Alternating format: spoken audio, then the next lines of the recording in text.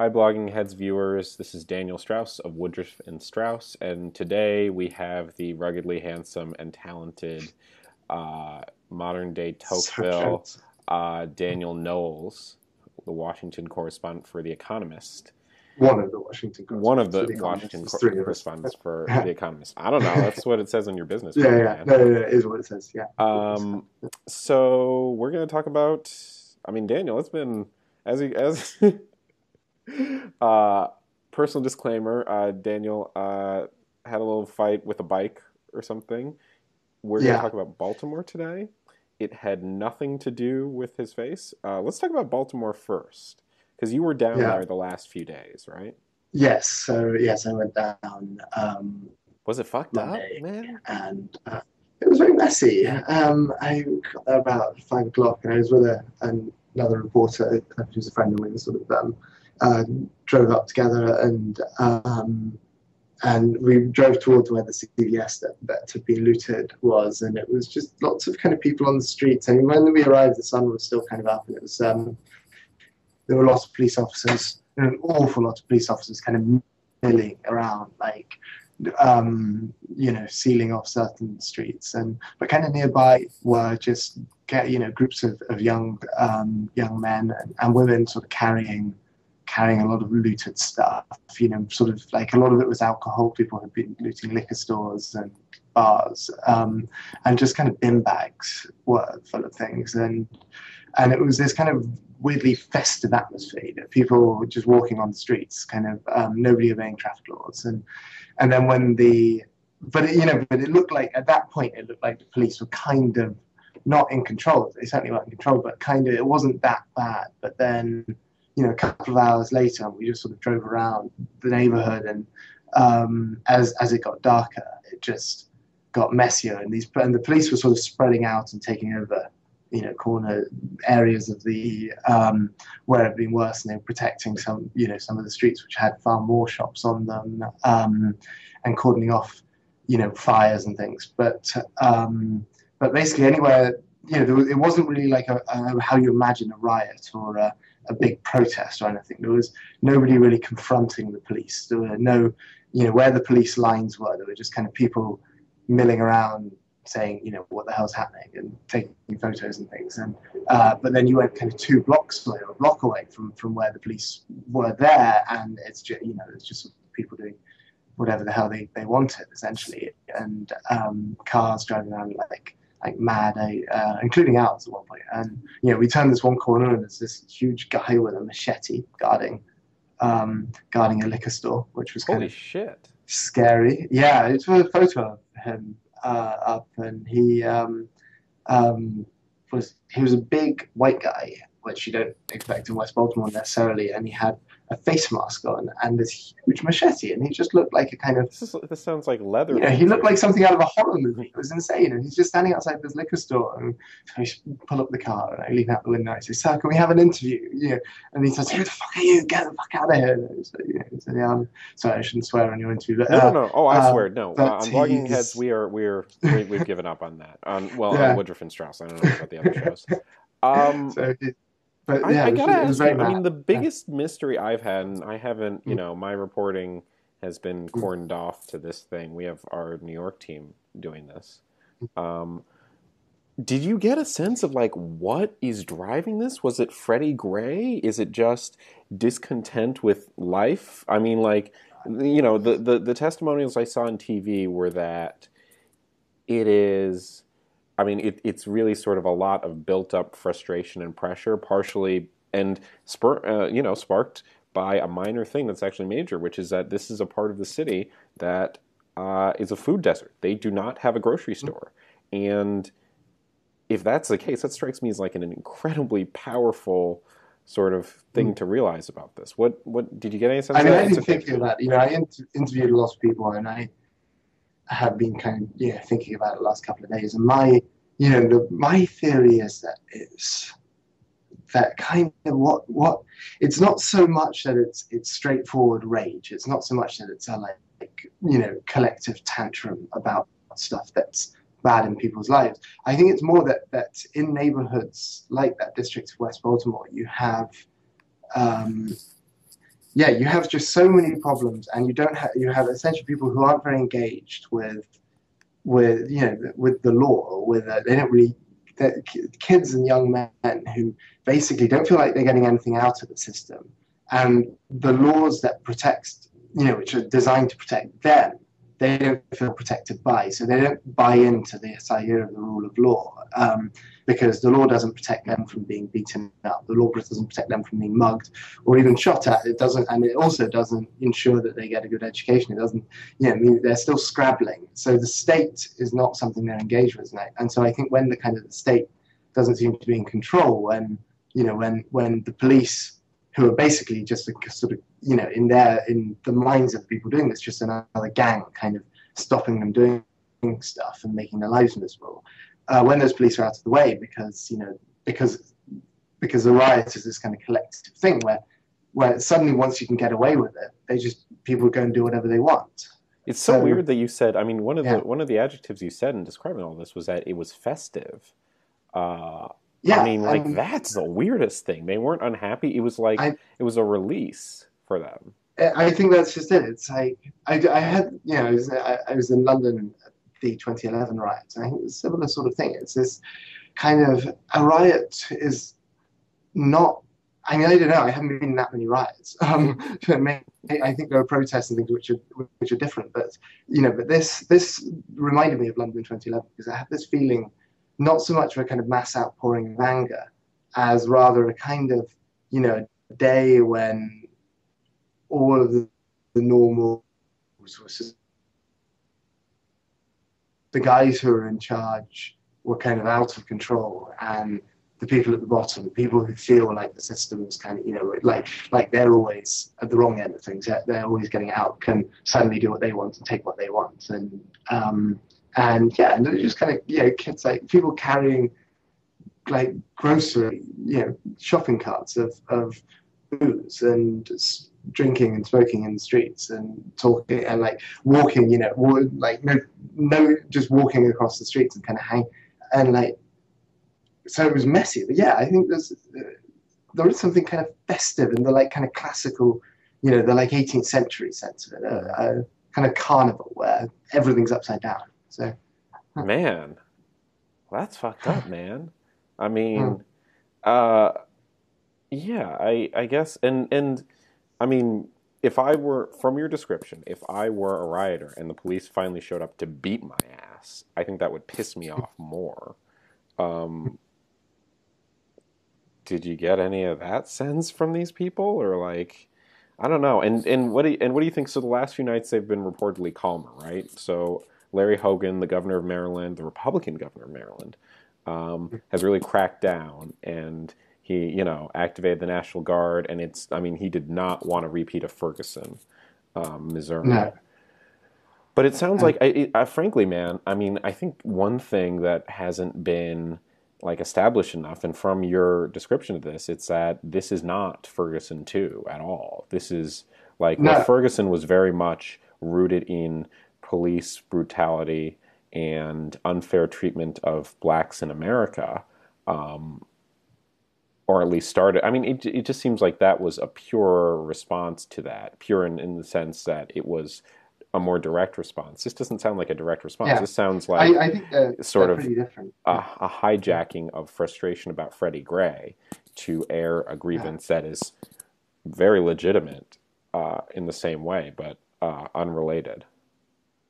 I think, and talking to kind of people the next day, people who were mostly older and almost certainly not involved in the kind of the looting, they were saying looting isn't about Freddie Gray. They were kind of not, they didn't see it as anything to do with the kind of the protests or their angers, and people are angry on the streets about Freddie Gray, about the police. I mean, I think it is different from Ferguson. I mean, I wasn't in Ferguson, so I didn't get a sense of what the protests were like there, but talking to people who were, I think, in Ferguson you had the situation where essentially you have a kind of a suburb which is newly majority black, but wasn't until 10, 20 years ago, and and you have a police force that's still white, you have a city leadership which is still white, and essentially what's happened there is this city and its police force have have devised a way of extracting money from poor black residents by continually fining them. I think that's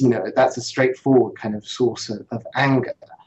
In Baltimore, I think Taxation people without representation, as the saying exactly, goes. people feel kind of they're being taxed, and they don't, they're being treated they're being treated unfairly. They're being treated as a kind of constant revenue source, and not.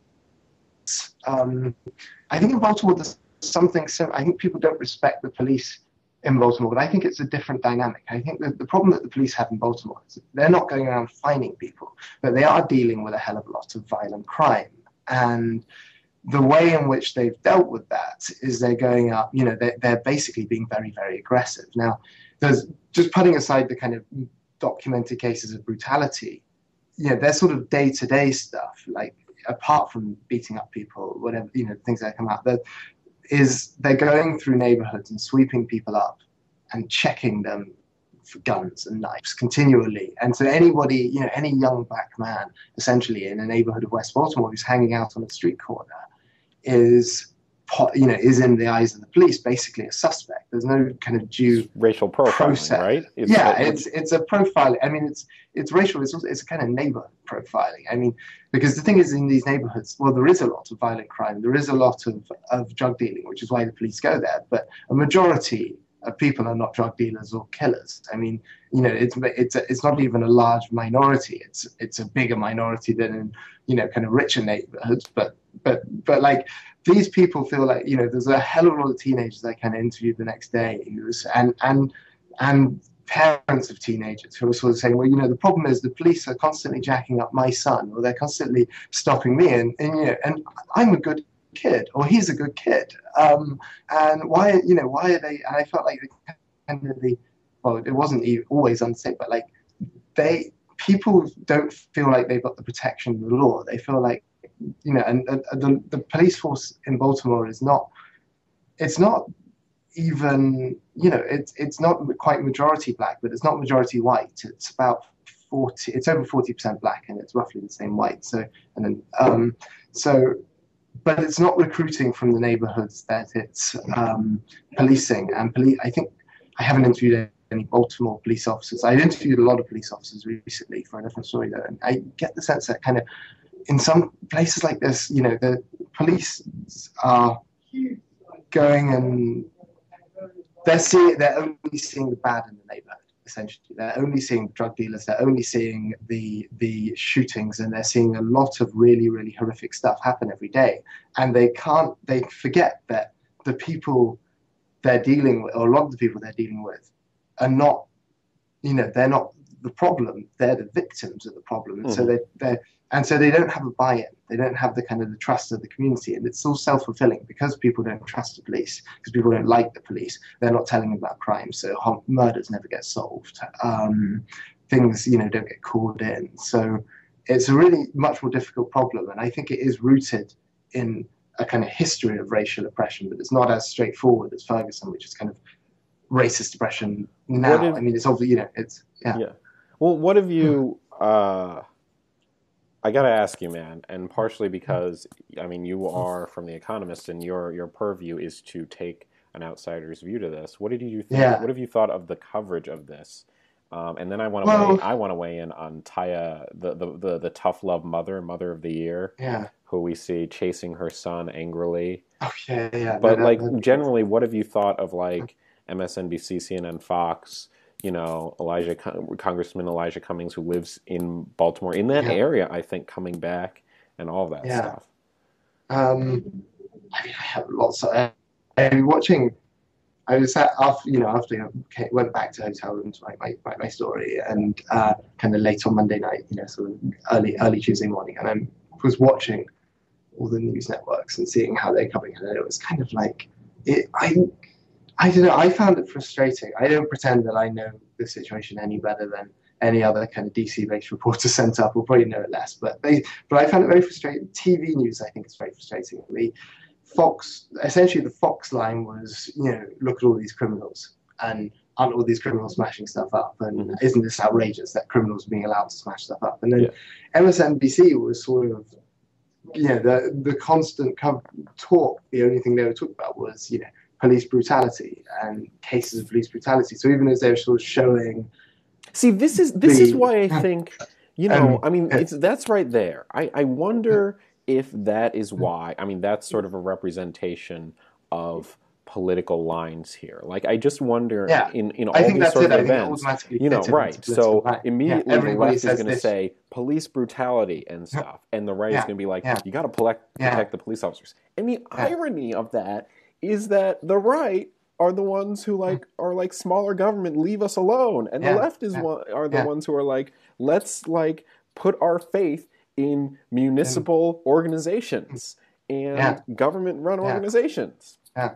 It's very curious, and I think that's just it. It fits automatically straight away into this kind of idea of, into pre-built battle lines about what people think, and if I were in Baltimore, I think I'd be frustrated. I think like the problems with policing in Baltimore go past police brutality. They're also to do with crime. I think there's a reluctance on. I was spent the weekend reading this book called Ghetto Side by a woman called Yeah, Jill yeah. My Levy. friend has mentioned that, and Yeah, he says it's great.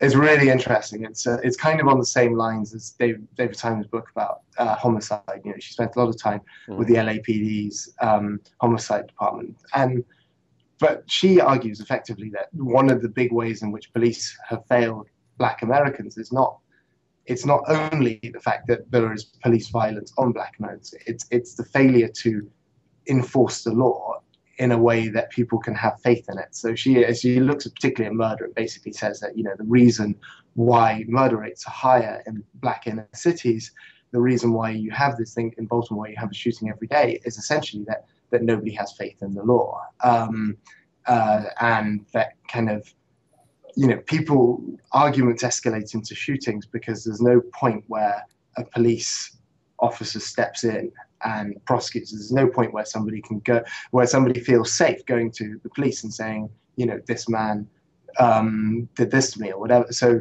and there's no information getting back to the police. And I think this is rooted in racism. It's rooted in the fact that police officers don't, in the past, and to an extent, like one thing that I heard a lot in Baltimore, and I've heard the same thing in Philadelphia when I was in West Philadelphia looking at kind of policing there and in DC. But one thing I heard in Baltimore like 3 or 4 times from kind of people were saying, when it was happening was, if this were happening in a white neighborhood, the police wouldn't let it happen. People who didn't like the police felt like the police were letting the riots happen. Mm-hmm. And well, weren't they? What wasn't the order from they kind of were. the they top were brass not. that this is too out of control? I mean, again, Yeah, I was not the point person for TPM yeah. on this, but wasn't the early order like, this is too out of control, we just have to contain this in I think they Baltimore were just containing and it. Yeah, let it cool down and then go in yeah, or something? yeah. I think that's pretty much it. And then I mean, in terms of police tactics, Well, I don't yeah, have and you can enough of an understand how idea that in itself would about be, whether, yeah. yeah. But that pisses people off, and I was talking to a cop in DC a while ago about he was saying, if you like, the thing that I always hear from the kind of old grannies, at least and he was in Southeast, is that like, you wouldn't let this shit happen in Georgetown. And I think that's it's that side of it. Like, I think the left is very reluctant to point out the kind of problems of crime in Black inner city neighborhoods, because they don't want to be seen to be saying, oh, like they don't want to play into a narrative That Black people, which is that Black people have brought this on themselves and right. are more criminal, which is mad. But and then of course on the right they love that narrative. I mean, so, I think one thing in all of this, and President Obama's responses to these things, a lot of the time, at least with Ferguson, I have to go back and look at his speech on this one, is that he caveats his statements on this stuff by saying, listen, the police do an incredibly dangerous job. They are running into danger when everyone else is running away. They are risking their lives here. It is a complex subject, and it is something that, I mean, like, I think, I want to say David Remnick, but someone else maybe, I mean, has said that, like, deep down, the Obamas, like, Black America is really an issue they hope to tackle, and it's one of the things, or address and really help, and they haven't been able to do that as much as they would have liked in, these 6 years in office. And I think this is part of it. There's so much of this is just sort of a separation Mm, between, it's police on one side or and Black America on the other side, which is simple, but from mm. what you're saying, there's this very gray area also about it. I think, I mean, I kind of think Barack Obama's speech on this would be pretty much dead on. I mean, there have been times when he sounded kind of weary, like he's bored of saying it. But I think kind of fundamentally, he's got it right. I think, there was one line he said in, I think it's Ferguson speech, which was sort of like, the real tragedy of this is that these are neighborhoods that often need the most policing or need the Yeah. best policing, and it's kind of dismissed as by some sort of like, oh, that's a bit of a pat, relevant thing to say. I think it's kind of like, the problem, the kind of the problem with policing that is very aggressive, that is kind of continually getting people's back up, that's annoying people, is that it's bad policing. Like, policing is about building relationships. It's about knowing who, it's about knowing your beat. It's about having the faith that people will tell you stuff. It's talking to people all of the time. And policing in a lot of places in this country, I think, has got far too reactive. It's got too much kind of like, how, reacting to crimes, reacting to reports, and then when it's moved back the other way, so that was the kind of problem in the 80s, is the rise of squad cars and the rise of kind of very reactive policing in no neighborhoods. And then you had kind of when people realized that wasn't working, instead we had the rise of kind of zero tolerance policing, which And that's zero has tolerance all of its policing own. is what Martin O'Malley put in place, right? Exactly. That's exactly what, he arrested 100,000 people in a city of 620,000 in one year, which is just astonishing. And, they obviously didn't arrest 1 in 6 people, but they must have arrested some people kind of 20 times. Imagine being arrested 20 times. And like, it just probably for nothing, for stuff that doesn't even matter. And that, I think, and, that in the short run, you can kind of reduce crime that way, which is why I think O'Malley did it. It's why in New York they always defended the strategy, because ultimately, in the short run, the quickest way to stop people shooting each other is to go into neighborhoods where people are shooting each other and make sure that every single kind of kid or every single young man who might have a gun has been checked, and if he's got a gun, is taken off the streets. So, but in the long run, even in the medium run, you just destroy relations with the people who you need to testify, the people who are going to be your jurors when you try somebody there, and ultimately you create a situation where crime can carry on happening, because if the police don't have faith, the faith of the people they're policing, if they're not seen as citizens too, if they're an outside occupying army, then they can only enforce law. Okay, we had some technical difficulties, but we are back now. So you were saying that the important thing is that police need to be recognized as citizens, not a occupying military force.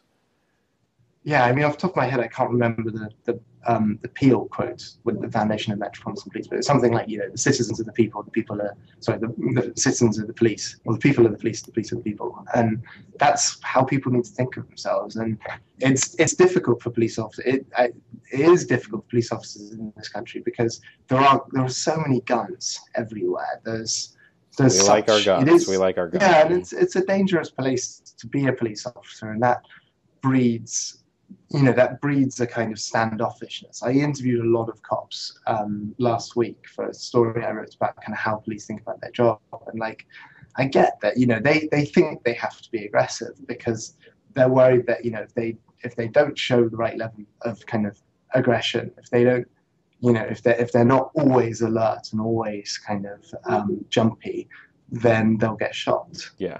And that's something that police officers in other countries with fewer guns don't have to worry about so much. So perhaps it's easier for them to build that faith. But I don't think guns are a huge problem there. But I don't think it's impossible to kind of, even in a society with lots of guns, to build that faith, because in large parts of America, police have that faith. In places like Utah or Iowa, places that are basically white,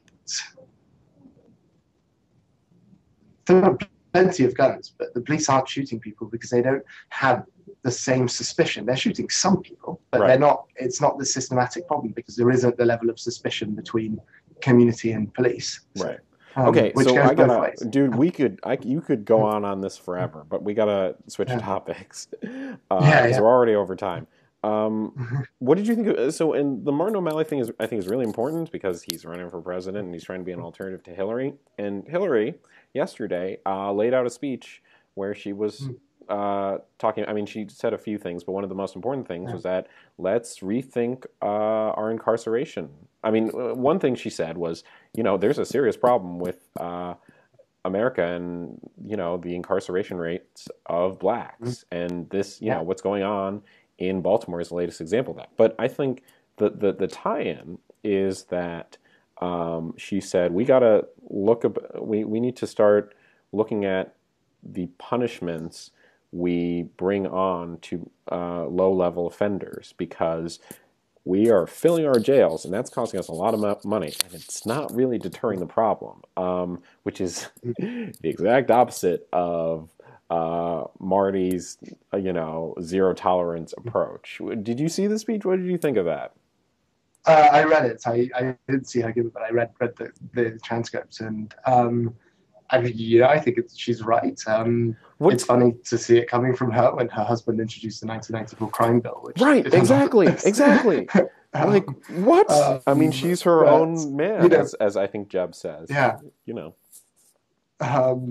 Exactly. So, this is not, but, I think that well, you can't hold, American politicians have come around to the realization that the level of incarceration in this country is insane. I actually had a big piece coming out about this, so I've been thinking a lot about house incarceration too. And I think, and Hillary is, of course, I don't think she's jumped on the bandwagon, actually. I thought that her speech was quite forward-looking. I was kind of impressed by the fact that she decided to make that a topic. Really impressed too. Yeah. She's had some bad appearances lately, and I was not really impressed with the rollout, but I thought this was actually a pretty good speech. Yeah. And I hope she I mean, this might be her zone, which is, these tightly. I mean, and I just say that because I don't think Jeb is very good at these big speeches with the teleprompters. He's very nervous, and I think Hillary is the opposite. So this might be her strength.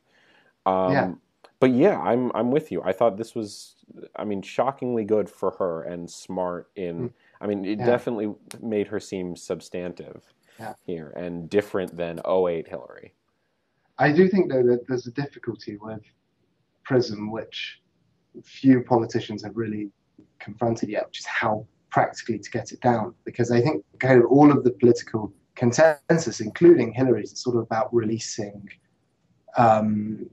non-violence and drug offenders. And people locked up for stupid things for a long time.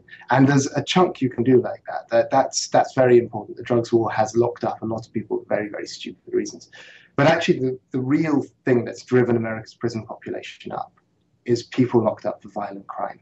And people who are basically locked up for a very, very, very long time, but for quite violent things. I was in a prison in Texas in February, and I met a guy who'd been in prison for 22 years for aggravated assault. Which aggravated assault is the sort of thing that people really want punished. Yeah. That has not really changed. But 22 years is a pretty long time to be in prison. Like in Britain, that's a long time. Murderers are coming out of prison after 22 years. Except for the most heinous people, that's kind of there are 167,000 people locked up in this country for murder, and they're not going to get released. And I think so. So even if you release everybody in prison who's not a murderer, everybody, America will still have a pretty high incarceration rate overall. And I think the conversation is moving the right way. But having spent a lot of time talking to criminologists about who is locked up and how you get down the prison system, it took 20 odd years to get the incarceration rate as high as it now is, and unfortunately, it's going to take 20 odd years to get it back again. It's going to take a kind of rolling it back. I think it was a kind of reaction to the fact, it was a reaction to the violent crime boom in the 80s. There was this really punitive moment, and that's gone away again. The actual policies have to change. Let me ask you something sort of related to, I mean, you know, I want to move on because we still gotta go here. You look like Daniel, frankly, and you're a very nice, handsome man, but you look like you just finished sparring with Tyler Durden in Fight Club. You should have seen me like 5 days ago. Yeah. So what happened? And then, because one of the reasons I was excited about this episode was you went on an epic rant about A&E, which I had to ask my friend what it means, and the American healthcare system. So please illuminate us on that one. This has been my first proper experience of using my health insurance. And it turns out my health insurance doesn't cover very much. So I fell off my bike on last Wednesday night. I scratched up my face. I'd broken a couple of teeth. It was a pretty bad fall. You know, for several days I kind of looked like this whole half of my face was just a bloody mess. And so I went to hospital, and I had stitches put in my lip, and you know, and one of my eyes, just, you know, pretty basic emergency care. And I knew it was going to be bad, but today I got the bill, and like it's costing me with my insurance. I mean, I haven't used any of my deductible or anything, but it's going to cost me about $1,800. Jesus, and essentially, yeah. How old are you too? 26. Okay, you're 26. So I'm guessing your parents are in Britain too. Yeah, I don't know how Obamacare factors into this. Yeah, I mean, I have like traditional company health insurance, and it's not a bad scheme. You know, and if I got cancer, I think it would be very generous, but because it has, you know, $2,000 deductible, it's kind of not that good at, you know, just random injuries. But it's not so much the cost of it. It's not even it's not so much the fact they have to pay it, but it's because I can. Whatever, like I'm in favor of social, but like the cost of it, the actual amount that they bill you for is insane. This was literally a doctor stitching. It was something a nurse could have done. If I'd have done this accident in Britain, I would have went to an A&E. Well, and you got to say what an emergency. Sorry, an accident and emergency. Okay. Kind of department. So an emergency ER. It's an ER. Yeah, an ER, and and I would have probably waited around exactly as I did on Wednesday night for kind of several hours while much unhealthy, you know, less healthy than people than me went through. And then a nurse would have come up and stitched my lip up, cleaned my face up, and sent me on my way. And that would have been it. You know, that would have literally been it. And maybe I'd have had and then I'd maybe have gone to see my GP. And for all this, I would have paid precisely nothing. I would pay my taxes, right? But like there would be no bill.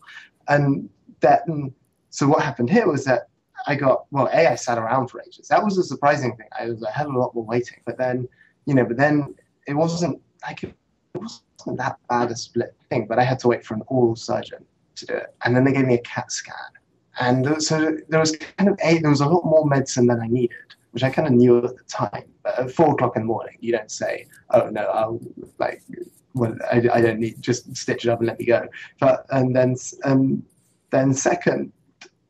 Yeah, and then they just bill you kind of insane amounts for this, and it's nuts because essentially medicine is not a market. You know, I work at the Economist. We have the pioneer, the great advocates of free markets, and when you can make a kind of rational choice, then markets work great. But with medicine, you can't. With medicine, you don't know what the price of stuff is. And when a doctor tells you need something, you don't say no, because it's a doctor. Like, I'm pretty sure I didn't need a CAT scan on Wednesday night, but I wasn't going to tell a doctor I don't need a CAT scan. When he's saying when you come in with like a bullet wound or something, you're like I don't need that on the table. No, you're like, yeah, give me whatever. Just make sure I'm like, okay. Exactly. Yeah, and then you get billed after the fact. So you're kind of like they can bill whatever they want, and then you're trusting in your insurers to to get the prices down. I think the thing is that and I think the way insurers have reduced the amount of medicine, or the way they've tried to reduce the amount of medical care people use, is by introducing really hefty co-pays and co-insurance and things like that. Whereas what insurers really need to do, how a single payer kind of Canadian style insurer would do, is just say, right, no, we're in this circumstances we are only paying for this, and and this is the price you can charge, and kind of, because the problem basically is there's too much healthcare. Yeah. Like, people get too much healthcare in this country. And it's massive, and it's also massive. I mean, I think it's so massive that like the top policy reporters in the U.S., most of them specialize in healthcare right now because it is such a huge thing, and it is it's astonishing. Right. The discovery that the American government pays more per capita in healthcare costs than the British government does, and we have a socialized medicine system. So I want to hit you on this.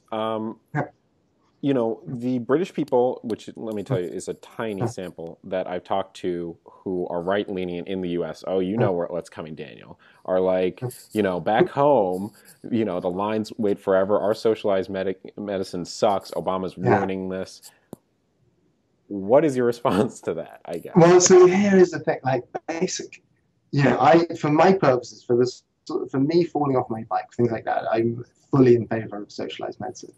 I have to wonder whether if I had cancer or something, I'd be the same. So as a sort of well-off middle-class professional, that is. I think if I were poor, I'd be much happier in the NHS if I didn't have insurance. But essentially, healthcare is rationed in Britain. Mm-hmm. It absolutely is. If you don't like your specialist that your GP refers you to, you can't say, right, I'm going to go to a different hospital, a different doctor. Okay. That you take what you're given. So, and people don't. There's always kind of furores about whether people can get the drugs they need or whether they can get treatment. There's always a kind of 5-year-old kid who's there's like one specialist treatment that you can only get in Florida that might save him, and the NHS isn't paying, and the newspapers are outraged. And I think Americans might take that system quite badly.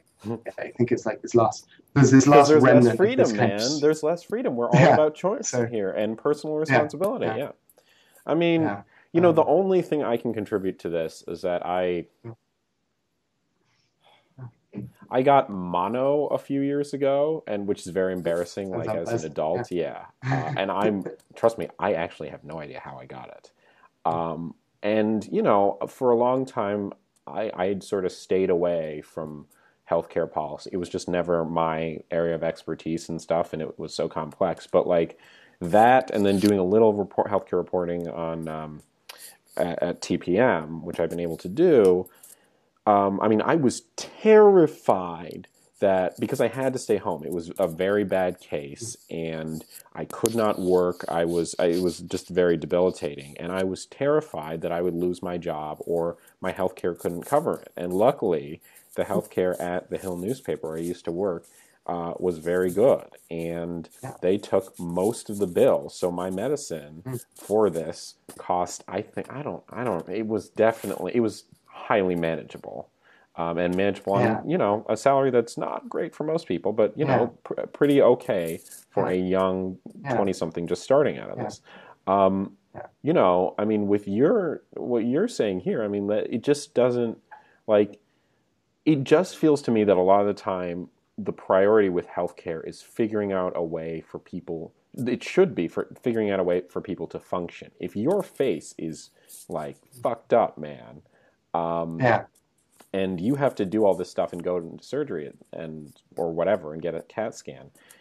It just with these cases, it's terrifying to be in a situation where you could lose your job because of an accident, and maybe you still have okay health care, but it doesn't cover everything. So you're in debt, you can't, get out of work for X, Y, and Z, and you have all that. This is Well, that's just it. I have probably some of the best health insurance in the country because I work for a very good employer and an employer who lets me have time off if I need it for medical. I just think that if you have I have $2,000 deductible, which I didn't know what that meant until quite recently. Yeah, you never know this stuff. Yeah, if I get in an accident, So if almost getting in an accident is the worst thing for me, healthcare wise. If I'm going to use my healthcare, I want to get really fucking ill, because then I'll get a loss out of my insurance. something that is really kind of like heavily costly or ongoing, I'm pretty well covered there. But I have friends who have like kind of $6,000 or $8,000 deductibles on their healthcare, which, it's like you have no insurance. Because it's an insurance system, because it doesn't insure you against just like basic stuff that happens. It's like this, and it's really bad if you then and the poorer you are, the worse coverage you tend to have. Yeah. Even though the costs of healthcare are so and you much don't higher, have the money, and you probably don't have you don't work for an employer that will let you get off work, or it'll be like ultimately I can pull together a couple of $1,000s to pay this bill because I'm not badly paid, and so it really stinks, but like it's not really going to affect my lifestyle all that much. It's not gonna it's not gonna make my life worse. But like a lot of people in this country, a lot of people even in like pretty good income brackets, but of my age, like $1,000 is something like that's a really big expense to get together from somewhere, and it's just I just do think this is one of the things where we should collectively insure ourselves. So, where as a society, everybody should take responsibility for everything else, because healthcare is such a random, whether you need it or not, is pure chance. It's not your own. It's not something that you're responsible for. And private insurance can't insure you completely. So it sounds like, I mean, bottom line, Daniel, crunch time. In the end, do you kind of like lean toward the British healthcare system or Obama's socialistic utopia that he's put in place to the detriment of every red-blooded? But Canada's got it right. But the problem with Britain's system is that the government runs it. Mm-hmm. I think the government should pay for healthcare, and the government should set the prices, and the government should determine what it pays for, essentially. But I don't really have a problem with the fact that private doctors being privately employed or whatever. And Canada has basically a single payer system. Everybody has insurance. I mean, that's what Obama wanted originally, remember? That's what Obama wanted. And Democrats at the time thought that, we'll pass Obamacare, we're not going to get single payer, we're going to push this, so we're going to be done with this, and we're going to move on to the next thing. And they never did. I mean, people don't remember that the single payer option, it was single payer, public option, and then what we have, right? Those were the three. So the public option was never going to happen. Right. Single payer is what most European countries have. It's what Canada has. It doesn't necessarily mean that that you can still have co-pays or co-insurance under some systems, as they do in a lot of European countries. You don't have to have a free at the point of use kind of system like we do in Britain. You can still devise a system where people have some personal responsibility for their healthcare, but I just don't. Yeah, I think Obamacare is sort of terrible fudge. I think it's probably going to end up working out better than what was there before, because I think it will provide some pressure to bring down costs and spending, and it will insure a lot more people. But it's still, it's a horrible fudge. Yeah. You just think that this whole system that has come up from just basically the fact that in the 1940s people couldn't increase pay, so they gave people healthcare as a work benefit. Yeah. Because in World War II, and it's just stuck. Yeah. Well, the president's signature law now is in the hands of Hillary Clinton, essentially. And if she loses, President Cruz, President Bush, President Walker, President Carson, President Fiorina, whoever will gut that thing like a salmon fish, just fresh out of the stream. And, that it'll be it. So, I mean, that's what's going to happen. I think. I don't know. Maybe. I wonder. I think they would try to, but I also wonder how they would do it. Republican's going to do something. I hear that a lot. My former colleague Sahil Kapoor, who's now at Bloomberg News, has written a lot about this, or Bloomberg Politics. I just have so much faith in Americans to find a way to get rid of something like that they want. There will be something to be done. Yeah. Or there's the Supreme Court challenge right now, King versus Albert. Or Burwell. I mean, there are a lot of ways that this thing can go still. That I think the thing that clearly Republicans object to in Obamacare is the taxes. Mm-hmm. essentially I it's mean, but you know it's I wanna like. I mean, the thing about it is, I don't think anyone really likes paying taxes in the U.S. but, I mean, but you kind of Democrats have have to. always sucked at arguing this, but Yeah, they don't really like taxes any more than yeah, Republicans do. yeah, They're just stuck um, with the wrong end of that fight. So with Obamacare, yeah, I mean, it would be sort of a strange thing to lose those taxes. But they're, it's not like the left yeah, is yeah, out there being like, tax me more, please. They hate that. yeah, yeah. But you have to kind of, I mean, this is why deficits have gone up under the last two Republican presidents so much because Republicans actually aren't very. I think they would really struggle to cut the kind of spending of Obamacare because they could change the rules and things, but actually this idea that they're going to repeal the whole thing, which includes massive healthcare subsidies to vast numbers of people, it's as likely, they're no more likely to repeal that, it seems to me, than they're going to repeal um, Medicare or Social Security or any of the kind of huge entitlement programs, which lots of Republicans really, really hate, but in practice they don't. Yeah, I mean, one thing They don't get rid of it. I've done a little bit Yeah, of reporting on, I'm trying to do more on, is moves to reform Social Security, which Chris yeah, Christie, pushed. And I think we're going to see that more, and they'd yeah, really like to do that. yeah, I mean, the arguments are that these entitlement programs, which, I mean, the Social Security is the best working entitlement program in U.S. history, I think, mm, is that it's going to run out of money. So we have to like tighten the belt now on this thing. Um, I think that is the approach. I mean, that's the hard sell for Republicans here.